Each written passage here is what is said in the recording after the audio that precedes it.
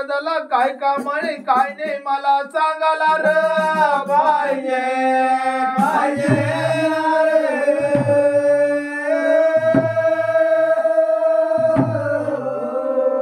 अरे एवढा शब्द सांगताना भगवान देवताने कशा बोला लागा ऐकाकडे प्रमाण दादा मला येत नाही आम्ही त्याच्यावर बांधला पण त्याच्याला कळत नाही कोणाचा ते कळत लागेल कोणाचे नाही आपण नावरात पावाला पाहिजे पाहिजे